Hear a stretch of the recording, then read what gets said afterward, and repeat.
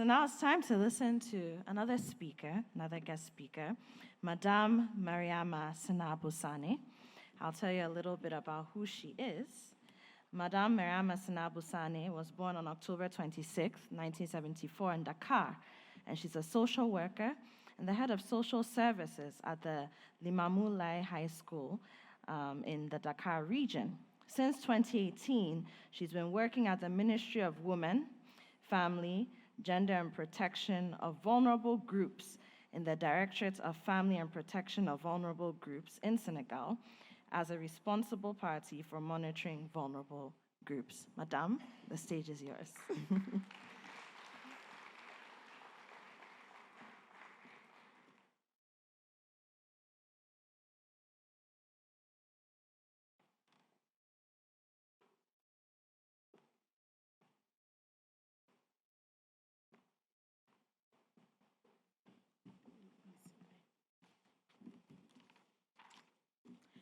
Merci beaucoup. Monsieur Eldelari Ketche, premier conseiller de la présidence d'Afrique de l'interrégion de l'Afrique de l'Ouest. Son Excellence, Dr Issatou Touré, ancienne vice-présidente de la Gambie. Distingués hôtes et invités du Nigeria, de la Sierra Leone, du Togo, du Ghana et du Libéria. Mesdames, Messieurs, honorables invités, à vos rangs, titres et qualités, chers jeunes.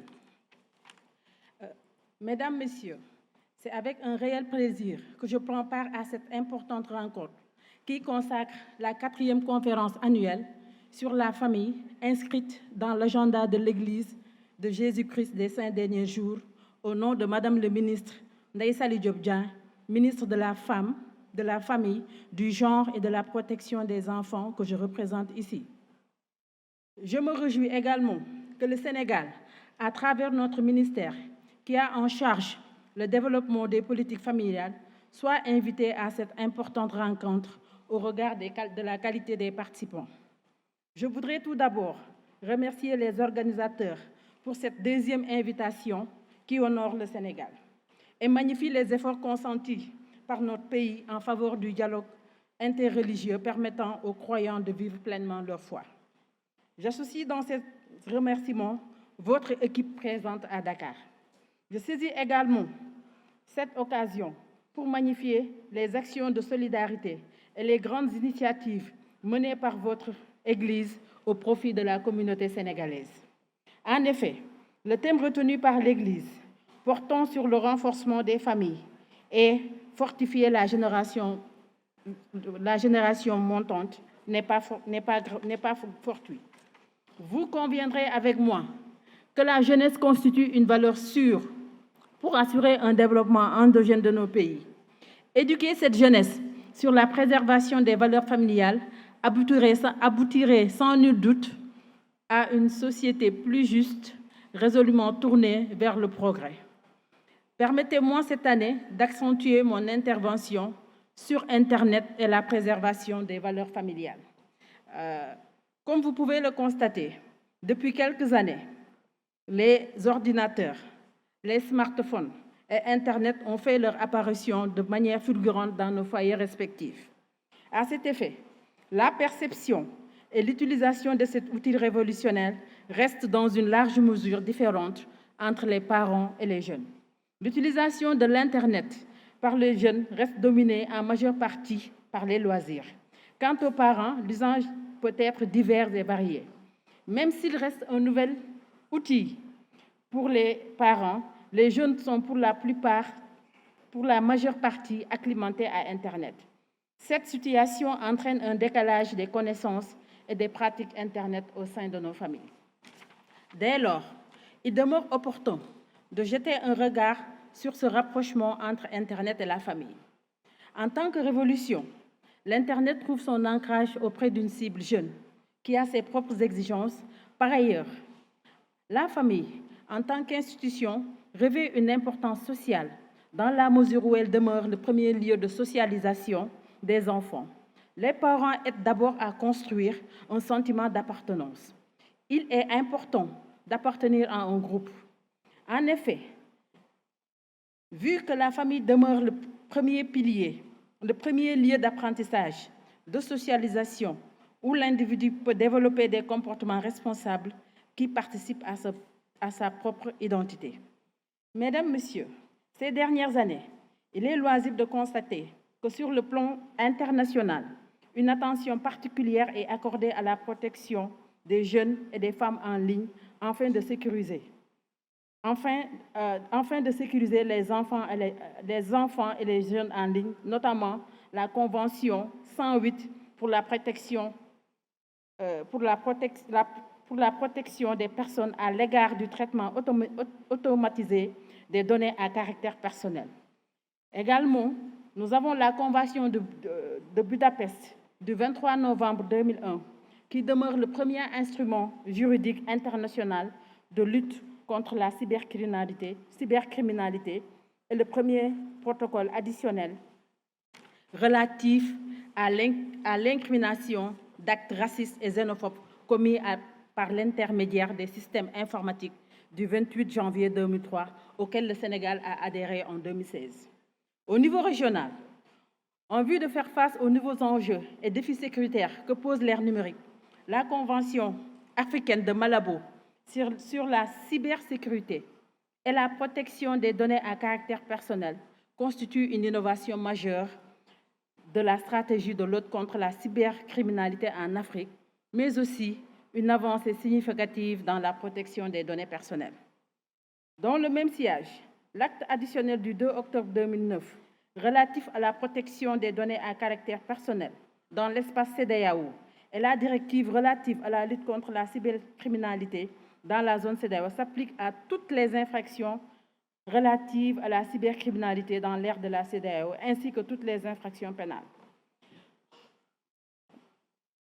Au Sénégal, à travers le plan Sénégal émergent, le Sénégal a fixé un nouveau cap en misant sur la transformation structurelle de son économie pour atteindre une forte croissance soutenue et durable en s'appuyant sur le secteur des télécommunications qui constitue la locomotive de l'économie numérique. Le plan Sénégal émergent représente le socle sur lequel va s'élaborer la transition numérique de toute la société. C'est dans ce contexte que la stratégie Sénégal numérique 2025 a été élaborée. Elle incarne l'ambition du Sénégal de maintenir la position de pays leader innovant autour du Sénégal, le numérique pour tous et pour tous les usages en 2025, avec un secteur privé dynamique et innovant dans un système performant. Ce plan est mis en œuvre depuis 2016, date de son adoption, en vue de transformer durablement le pays par le biais des technologies d'information. Aux premières heures, le Sénégal s'est résolument engagé à veiller sur la protection en ligne des personnes contre les dangers occasionnés par les réseaux sociaux, étant caractérisés par un accès libre aux informations avec des techniques de restriction non contraignantes.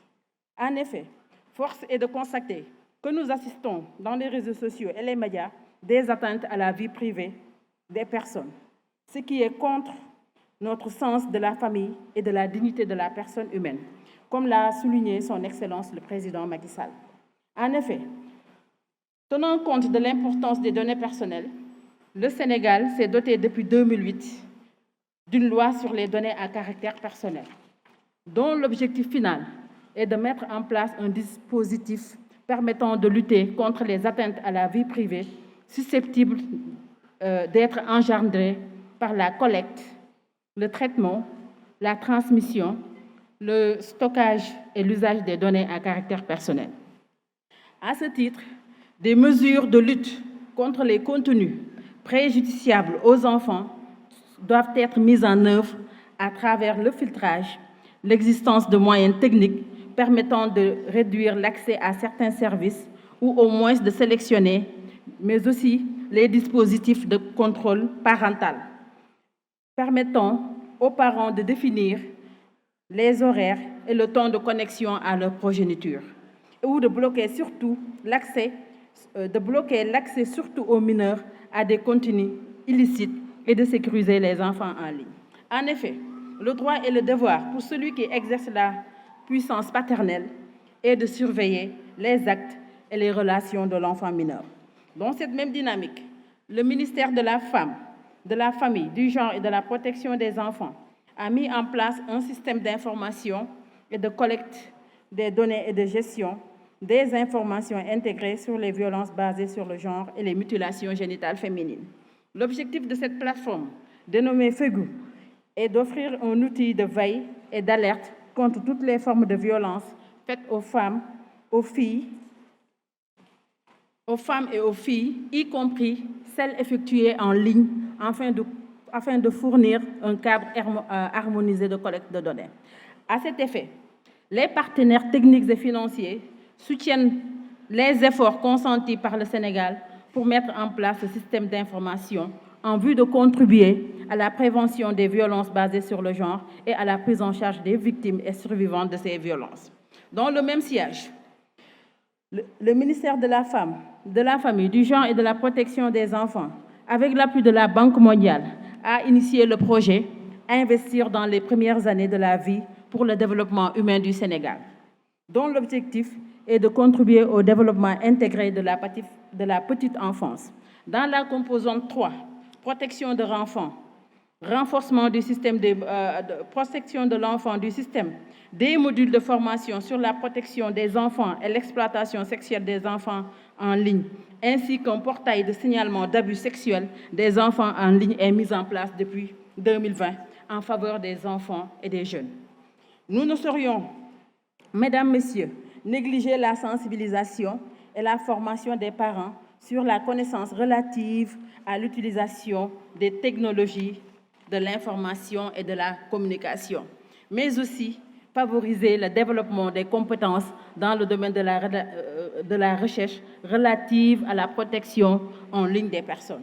Ainsi, pour cela, il conviendrait de développer des actions de sensibilisation des parents sur les dangers de l'Internet, de promouvoir la culture de la cybersécurité à travers notamment l'éducation parentale au numérique, mais également de former les acteurs de la protection et de la promotion des droits humains sur les dangers liés à l'Internet.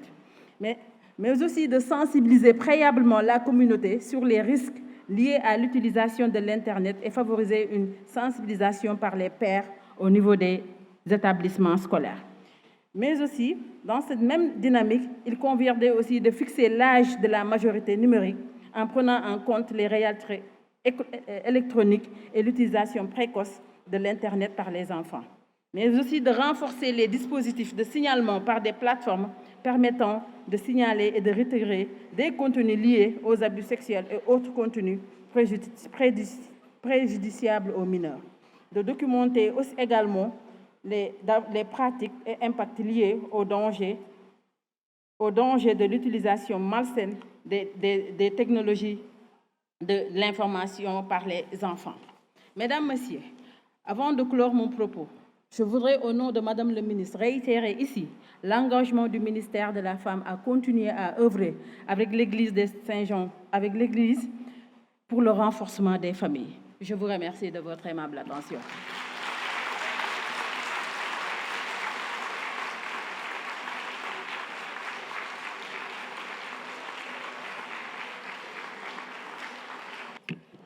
Merci beaucoup pour votre présentation. Thank you very much for your speech.